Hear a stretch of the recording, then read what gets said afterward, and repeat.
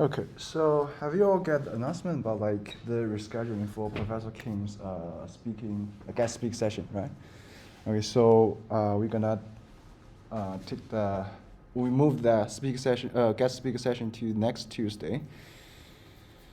All right, and there's another few announcements. So first thing is about the late submission policy. So because I see there's some confusion about like how to submit things late.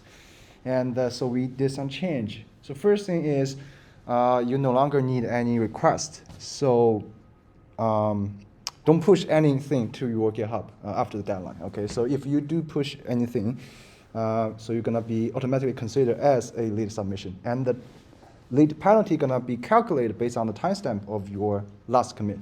Okay, and also again, don't forget to submit your GitHub repository link to the canvas, because it's quite important, okay?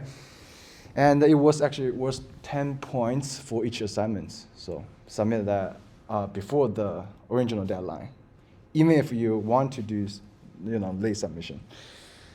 Okay, so, another thing is how many of you want to, get a separate and interactive session talking about like your code, like maybe I can look over your code and give you some, feedback about some coding style or all sort of things.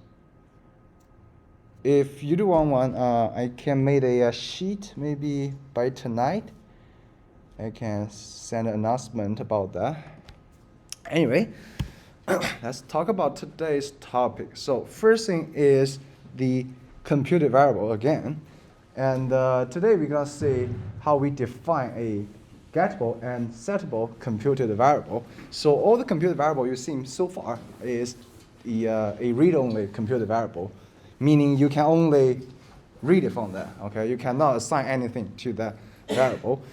And the next thing is navigation, okay? And the navigation part we're gonna focus on, there's two major views in Swift UI. First thing is navigation view, and the second one is navigation link. So you usually use these two views together to navigate,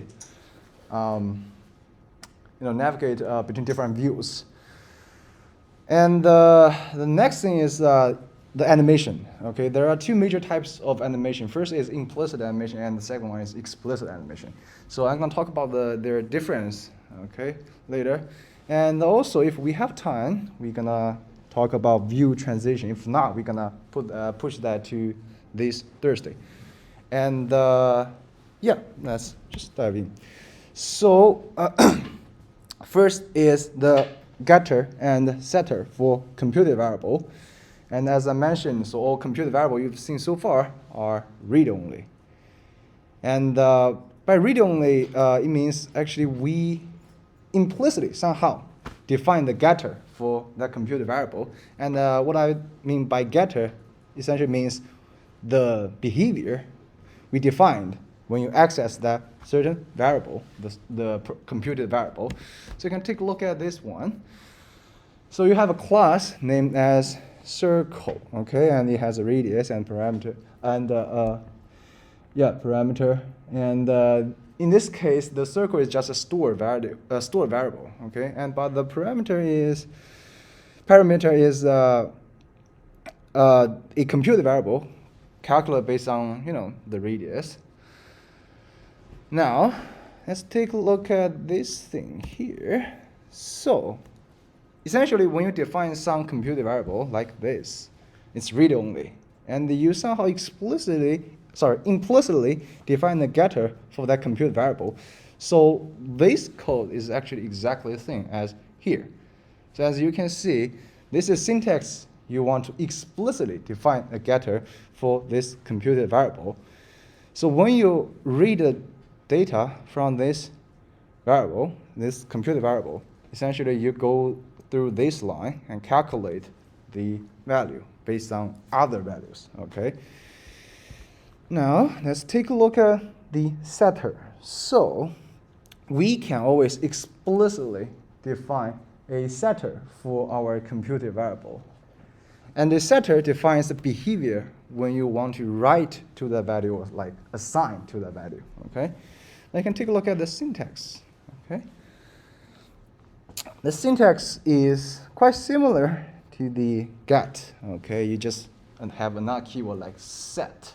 Okay, and inside this code block, you define the code or define the operation you want when you assign a value to this variable. Okay.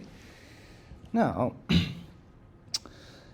let's talk about like why we actually need getter and setter for a computer variable, like why they can be helpful. So I give you one possible use case here. So where you can actually help you, the computer variable with getter and setter can help you to sync variable values like in a hassle-free manner. Okay. Again, this is our circle class. Okay, but this time I define both two variable here as stored variable. Okay, so what if I want to, add a function later? Maybe I want to set a parameter to the to a circle. The thing is, when we have that function, right, we have to keep in mind that we do want to change both value because they have to keep in sync, right?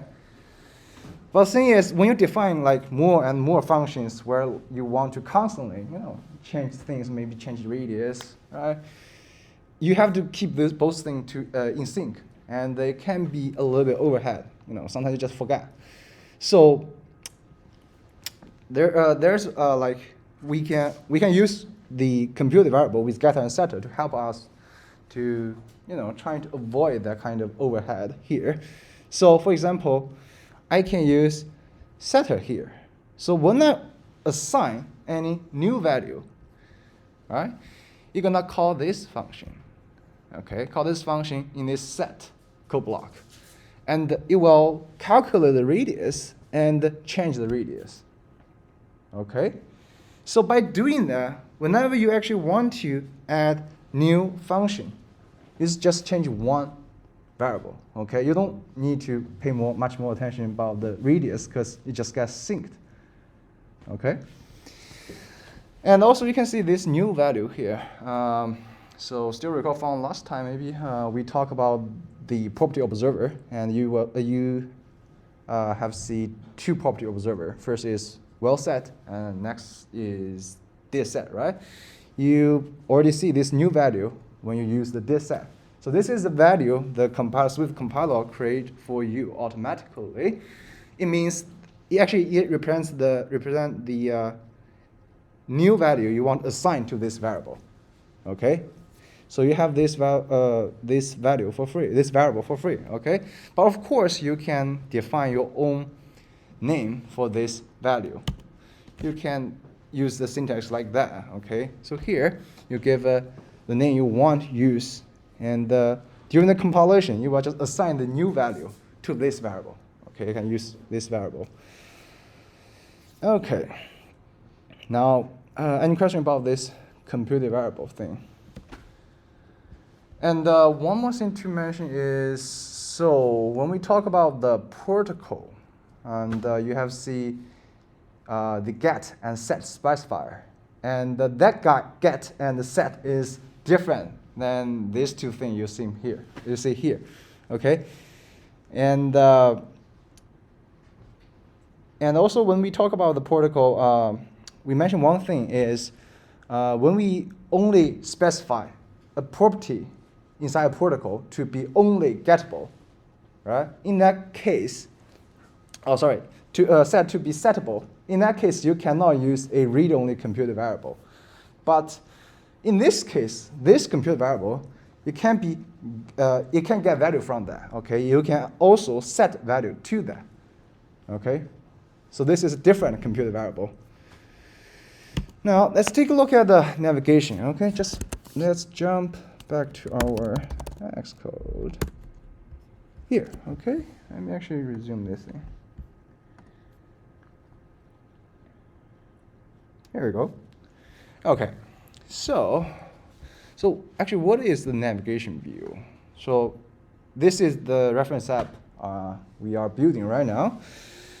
And you can take a look at this thing. Okay, so this is the reminder group card you have done in the assignment 1, right? And when you click on this, All right, when we click on this, you're supposed to navigate to the next view, which contains all different reminders for that reminder group, okay? And you can see this thing, okay? You can navigate back and forth, okay? This thing is the navigation view, okay? You can also navigate to the next level if you want, okay?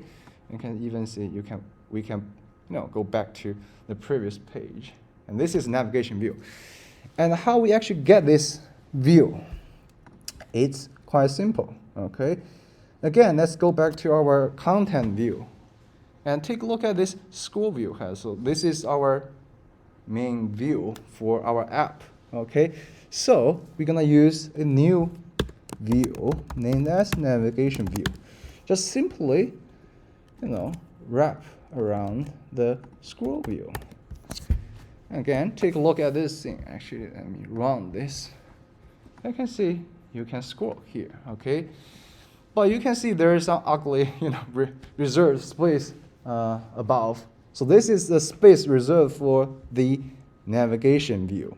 So for example, I can have some icon here, okay? I can actually set there are 2 buttons, okay? And I can also have a large title here, okay? So this empty space is reserved for the navigation view. You can disable that, okay? By applying a view modifier named as navigation bar hidden, okay? So it takes a boolean. So if we set the boolean to true, you can see the entire thing got kind of hidden. Now, how about how are we supposed to change the title or assign a title for that navigation view? Again, we apply another view modifier named as navigation title. Okay, it takes a text. Okay, it can also take a string. For example, I can say just welcome. Okay, you can see we already have a title for navigation view. And one more thing to keep in mind is when you want to apply a navigation title, you don't apply this thing on a navigation view. Instead, you apply this thing to the view inside the navigation view. Okay, so in this case, we apply this navigation title to the scroll view. Okay, so that's how you get the title. Now, let's take a look about how we actually want to navigate between different views. So right now we have a some sort of navigation view. But the thing is, if you want to click on this thing, it does nothing, right? Because you still haven't tell the Swift UI where to navigate to, okay? So how are we supposed to navigate to other views inside the navigation view, okay?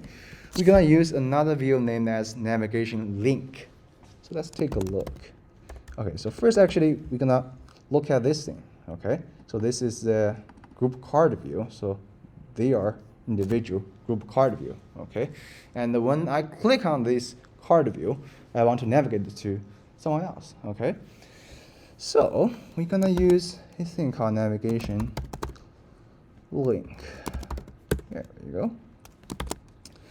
And then we're gonna use this initializer. You can see this initializer takes, actually let me change to the white one. Okay. Okay, is that better? Awesome. So this navigation link here, it takes 2 parameters. First thing is the destination, and second one is the label. So the label here, let's first take a look at the label. So the label here is this card view. So it's the kind of the appearance of this navigation link or kind of button here. So we put this group card view here, okay? And the first argument is a destination. It means which view you want to navigate to, okay? And in this case, I just want to define a new view here, just a text, okay? I can say hello.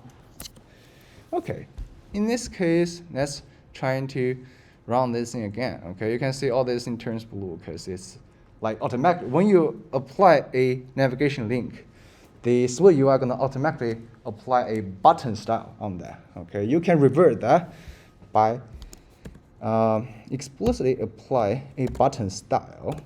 Okay, and the style gonna go with plain.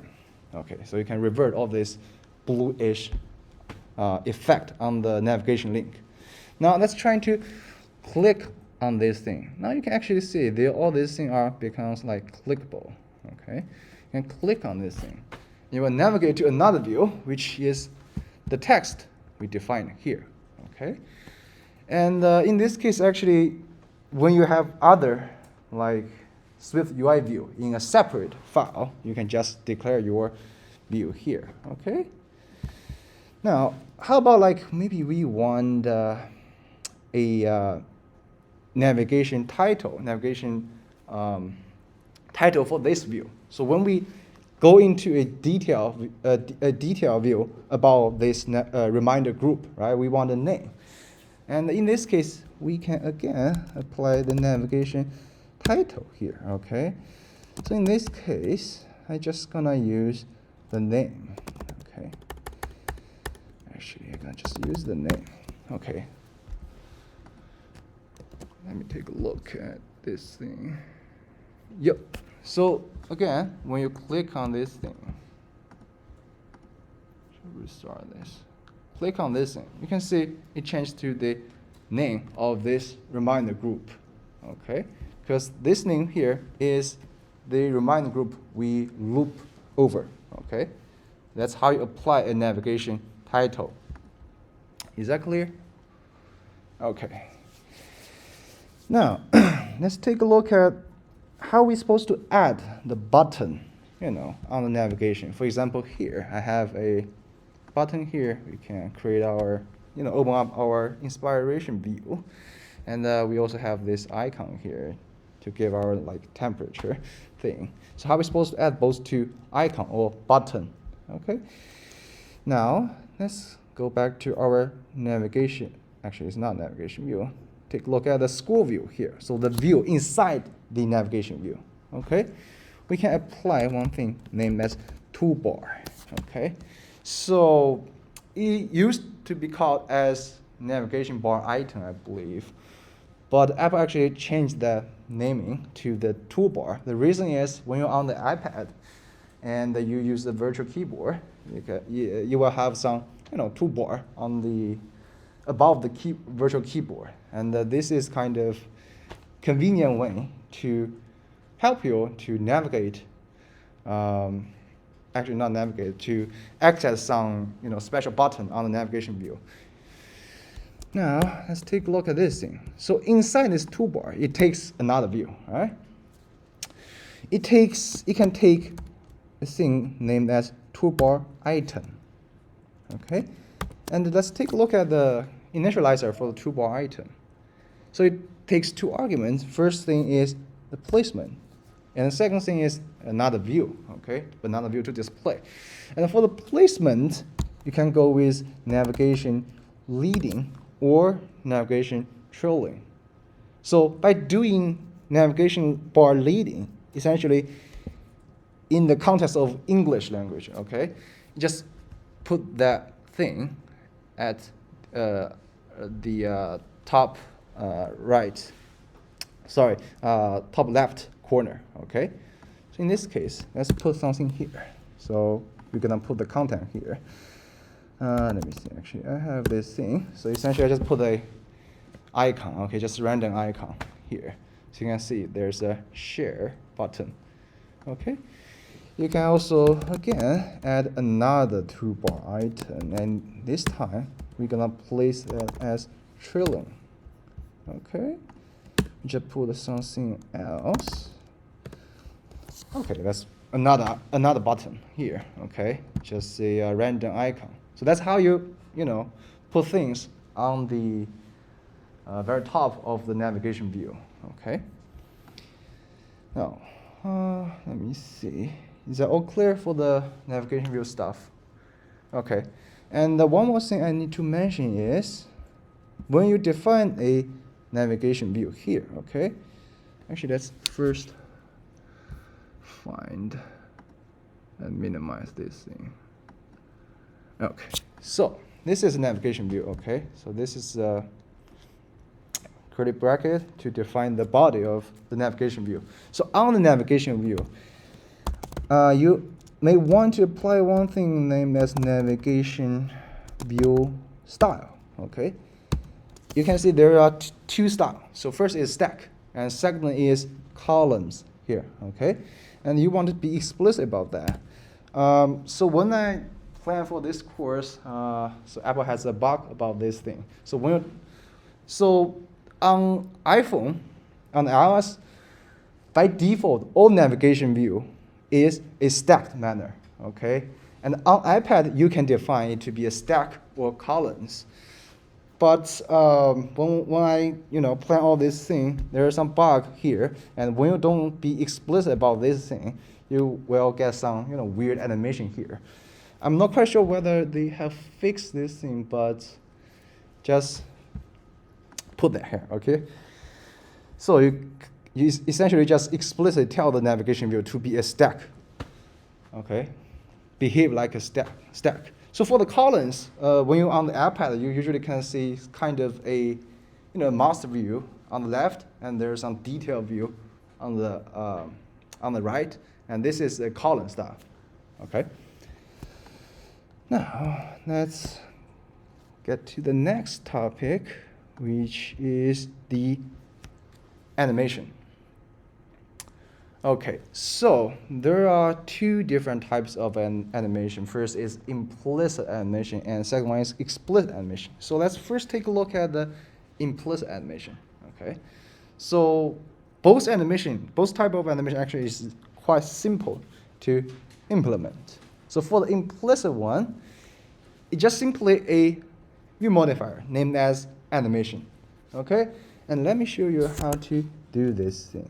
Okay, so actually let me first create a new group. I'm gonna name as navigation demos or whatever. And I uploaded like 3 files, I believe, on the canvas here. So we're gonna use these 3 files here. Okay, so you can download these 3 files on the canvas. It's in the module week 4, I believe. And you can unzip that to get these 3 files. And in this case, I'm just gonna drag and drop one of this file into this animation demos. Okay, so this one, animation demo.swift. Okay, we're gonna drag and drop into this group. Okay, so one thing to keep in mind is when you drag and drop a file to a Xcode project, by default, when you uncheck this thing, you're gonna create a link to your local file. Okay, so when you do something like that, and you just push your code to GitHub, or just send your project to someone else, they won't be able to find that file because it's just a link to your local environment. Okay, so make sure to check this box. So all the file when you drag and drop gonna be copied. Okay, and click the finish. Okay, now let's take a look at this thing, this animation demo.swift file. Let's resume the preview here. Okay, so first take a look at all these things, all these properties marked as state. So I define the width, I define the height, I define the opacity, and a flag to switch color, and also a scale. Okay. Now let's take a look at the body. So what kind of body it has? Essentially just a rectangle. Okay, and I can apply a fill, which is a fill color, and a switch color based on this thing, based on this flag. Okay. You also have a frame with a specified width and height by applying this to view modifier. And of course, we can apply a view modifier named as opacity to change the opacity of this rectangle. Okay, and there's a new thing. It's called scale effect. Okay, so the scale effect basically, well, as the name suggests, is scale the view. Okay, actually, let me show you. So by default, it applies a 1. Okay, and if I want to scale on both directions, okay, I can maybe apply a 2. You can see it got scaled. Okay, but when you're using the scale effect view modifier, okay, there's one thing you need to keep in mind is when you apply a scale effect the frame of that original view won't change. So you can take a look at this blue rectangle here, okay? So it represents the frame of this view. In this case, is the rectangle view, okay? And when I apply a scale effect, you can see the layer, you can see this yellow one got scaled, but the frame actually remain the same. So when you want to do some animation, okay, on that, you may see the animation doesn't work maybe as you want because the frame doesn't change, okay? You're gonna see that actually. Now let's go back to use the variable here, use the scale. And also here some controls. And this is some technique you may find pretty handy when you develop your app. And you can organize your code in this manner, okay? So this thing is just looks like exactly the same as the body you defined, okay? So this is a computer variable, and it's a read-only computer variable, and the type is SumView, okay? So it's opaque type, and the compiler gonna infer that type during the compilation, okay? And inside this thing, we defined several buttons here. So all these things are the buttons here, okay?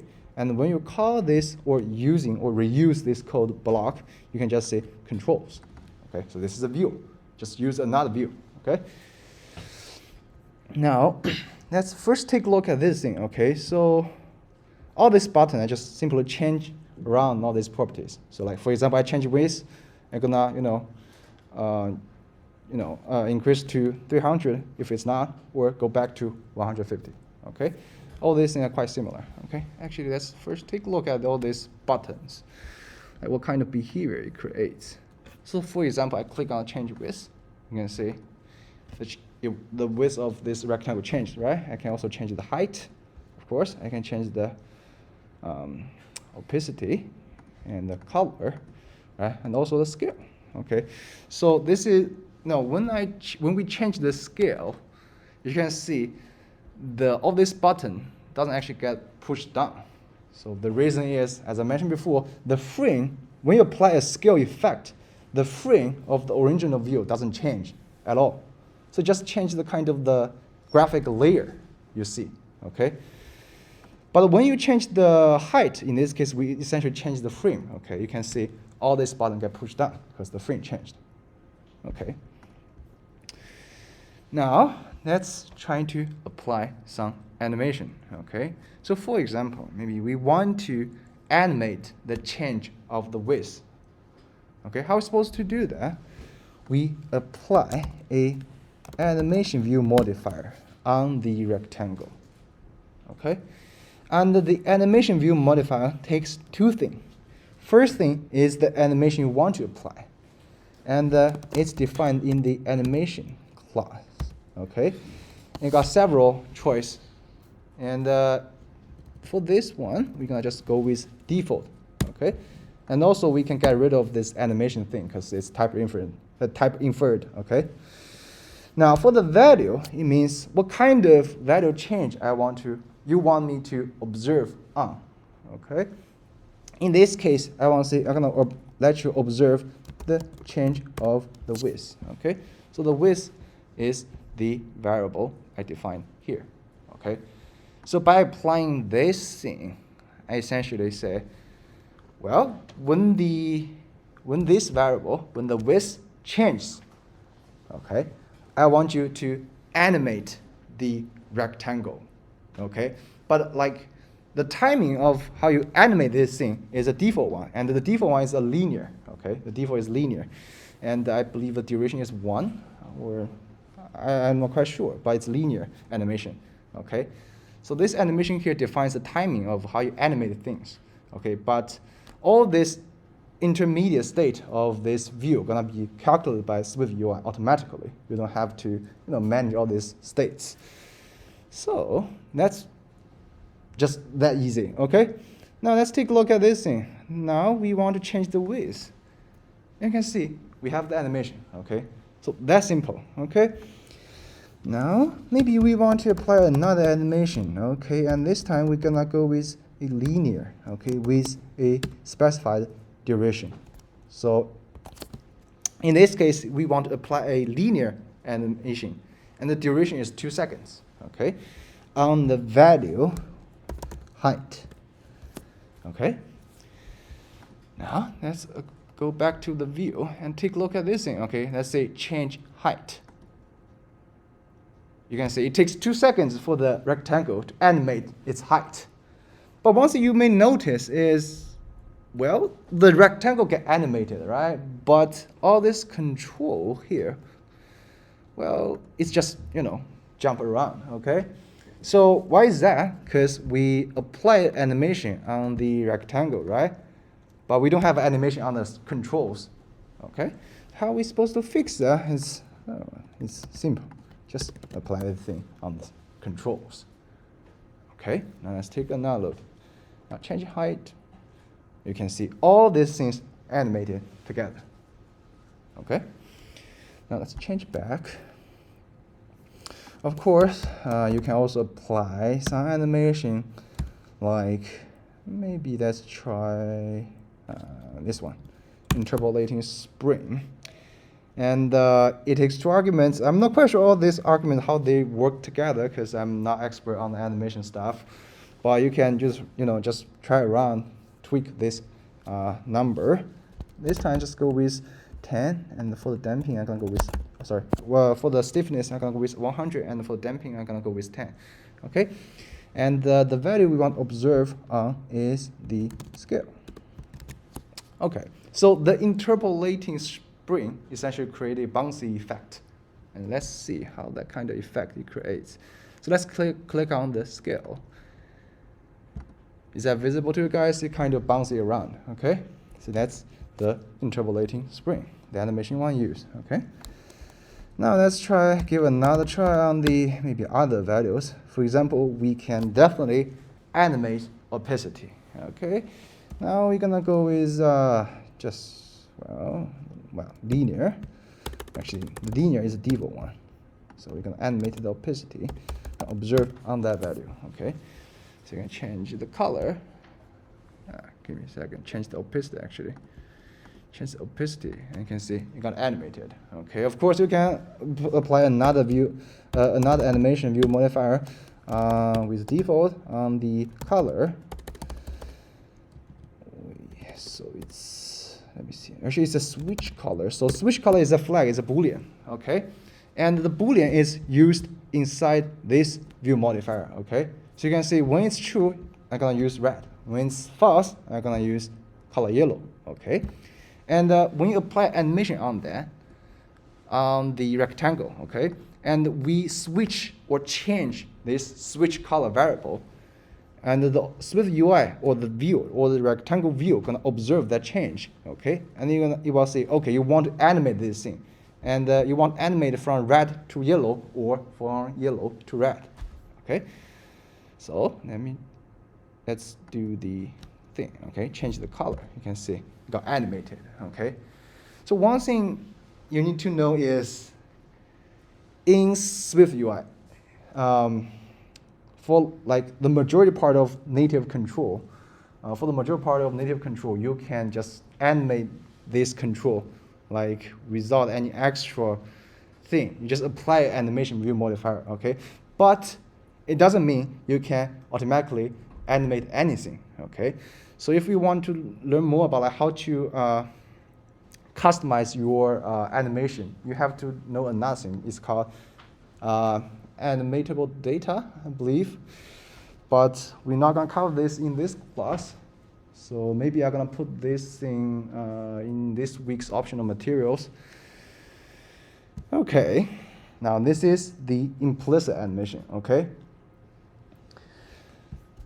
Now let's take a look at this explicit animation, okay? Wow.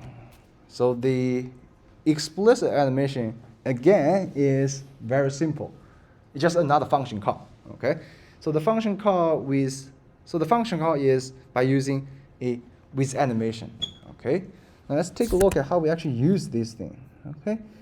So now, actually, let's first comment out this thing.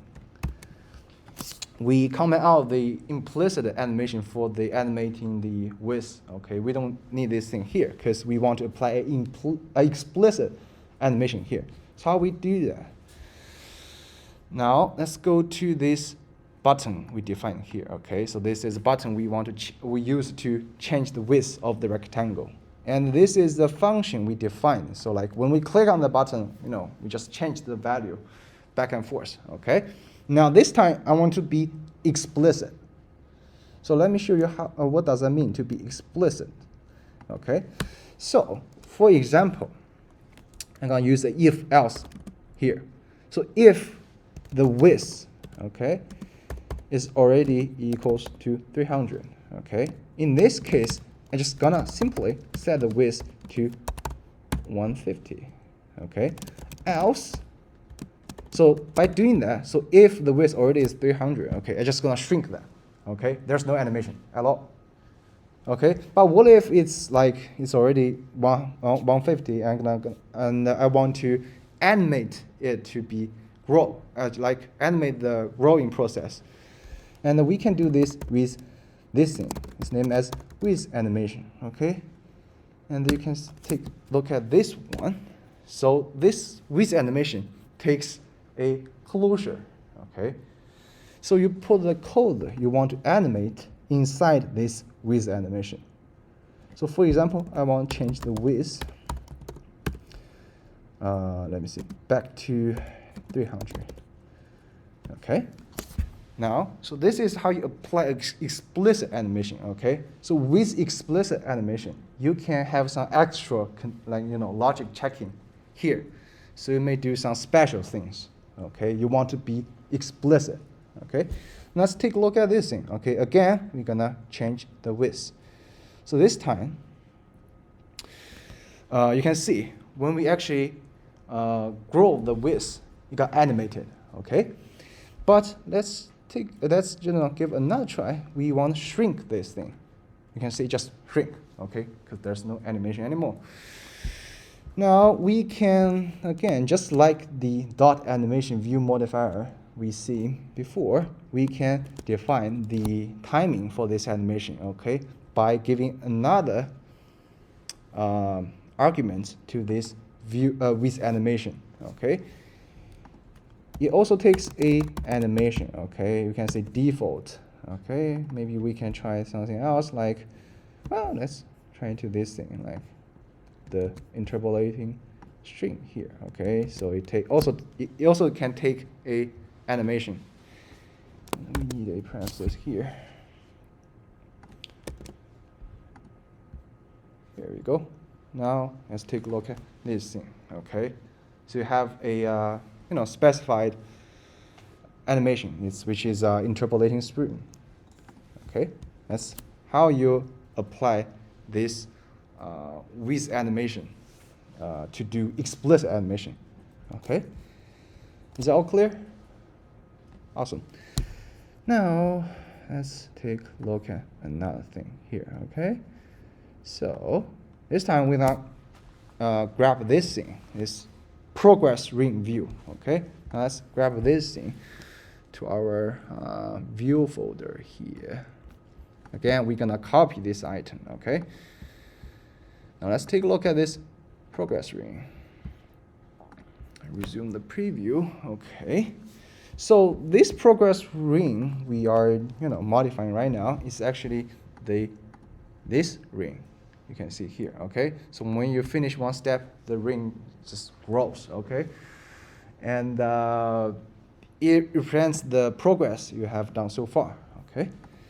Now let's take a look at this thing and how we actually, create this effect and this animation, okay? First, take a look at all these properties here. So I define the active color, okay? So this active color gonna be used to represent the color of this progress bar or progress ring, okay? And this thing is corner radius, and I'm gonna be used to, just as the name suggests, to define the corner radius, okay? And this property here is a stroke width. You're gonna be used to define our the width of the progress ring, okay? And the last thing is the step progress, okay? And we're gonna put a value from 0 to 1 to this step progress. So to give it a 0, it means we haven't finished anything, okay? And to give it 1 means we finish everything, okay? Now let's take a look at all this body thing, okay? So for the inside this body, I have just, again, defined a button here. So for this button, when you click on this button, essentially you're just gonna increase this step progress by 0.2, okay? And when you grow larger than 1, just go back to 0, okay? This is the button we have. Now, let's go back to this thing. Okay, this is rounded rectangle. Again, this is a new thing for you guys, but actually you have used some of this kind before. So this is a shape, okay? So this rounded rectangle just give you a, as the name suggested, a rounded rectangle here, okay? And you can assign a coordinate radius here. You can give a style. So in this case, we can go with a circular one. You can take a look at other things like continuous or circular. You can just tweak around to see all the difference here, okay? Now, so this is the rounded rectangle we have here, okay? The first thing we need is a view modifier named as trim, okay? Let's take a look actually. So first I'm gonna go with this thing, maybe from 0 to 0.1, okay? Actually it's not visible, maybe 0.4. Oh, sorry, actually. I need to fill this thing first. Actually, let me take a look at this thing. It's not supposed to be like that. Okay, here we go.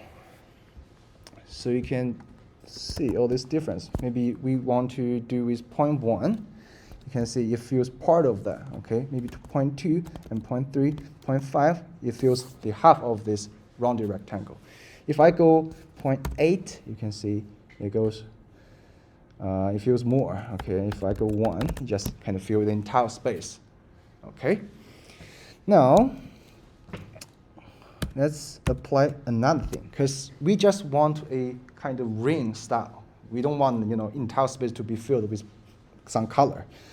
So you can apply another view modifier here. It's named as stroke, okay? For the content here, the first argument it takes is you can put the color here. In this case, we're gonna go with maybe this one, okay? And for the style, we can define a stroke style like this, okay? So let me actually format this thing a little bit. Okay, we don't need all these things, okay? So if you want to know like all these different arguments it takes, you can just go to a documentation and look around, okay? So for the width, in this case, I'm gonna use this variable. And for the line cap, I'm gonna go with a round style, okay? Now let's take a look at this thing, okay? Now you have a kind of a ring-like thing. But the thing is, it looks kind of weird, okay? So the issue is, when you apply a stroke, okay, on a shape, it kind of, the half of the stroke actually is beyond the boundary, okay? And half of the stroke is inside the boundary. So kind of, the stroke you apply gets truncated, okay? So to kind of avoid that problem, we have another view modifier, and that's Inset. Okay, essentially just shrink that thing a little bit. Okay, and this time I'm gonna shrink that by the stroke width divided by 2. Okay, now you can see you have the ring-like thing here. Okay, now let's tweak this value. Okay, for example, I'm gonna go with 0.2, 0.2 here. You can see the ring starts from here, okay, and ends up here, okay. But the thing is, we want the ring starts from this point and go this way around, okay. So how are we supposed to do that? Because it's kind of inverted right now. So again, there's a view modifier named as rotation effect, okay? And it takes a thing named as angle, okay? So you can declare angle like this. And the angle actually takes a degree or radius, so whatever you want. In this case, I'm going to go with degrees. I'm going to go with 180. So we just kind of invert all these things, to rotate that around, okay? So now I can change this thing to see all different effect, okay? Actually now, this time, we're gonna use the step progress here, okay? Now let's run this thing and use the button to see the behavior. Okay, now let's click on the increase progress button. You can see the progress ring, progress bar actually, grows, right? And when you reach the 1, you just go revert back to 0, okay? Now the next thing is we want it to be animated, okay? So again, it's easy just with a animation view modifier, okay? And maybe, for example, we're gonna go with the default one, and this time we're gonna observe on this thing, okay? On this step progress variable, okay? After that, you can take a look at this thing again, okay? You can see it got animated, okay? That's how you make a progress ring here and apply the animation you want, okay? Is that all clear? Awesome. Now, let's take a look at another thing, actually. So far, we have covered some basic concepts of animation, okay? You can already make your own animation from here. But there's a major caveat here. Let's take a look at this thing. Animation demo 2, okay? We're gonna drop this file into our animation demo group, okay? Now let's take a look at this thing. So, when you apply a dot animation view modifier, when you want to do a implicit animation, okay, it only works for the view that is always on the screen. So for example, here, I want to, let me actually run this thing, conditionally show or hide this rectangle, okay? So I want the transition between the show and hidden to be animated.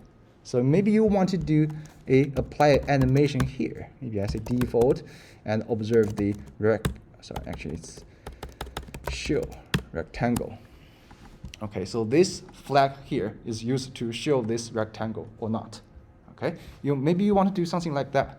Okay, but the thing is, you cannot actually see any animation here. Okay. The thing is, just as I explained before, the animation view modifier only works on a view that's always on the screen, okay? You just kind of animate all this property. Maybe you want to animate the width, animate the height, but if you want to animate the show and hidden animation, it won't work, okay? If you want to achieve that, you have to go with explicit animation. Okay, again, you can see the button here we use to show or hide this rectangle. Okay, now we're gonna apply a width animation here. Okay, and then we're gonna put this code inside this width animation. Now let's take a look at this. You can see it has a default kind of animation. Okay. And for this thing, we're gonna talk about more detail in the next lecture, which is actually view transition, okay? So when you show or hidden some view by using a flag, essentially you are not just doing some simple animation anymore. You actually want to apply some transition on that view. How am I supposed to show this view, or how am I supposed to hide this view, okay? It's about view transition. And we will talk about that next time. Okay. Any question? What's that? All right. See you guys this Thursday.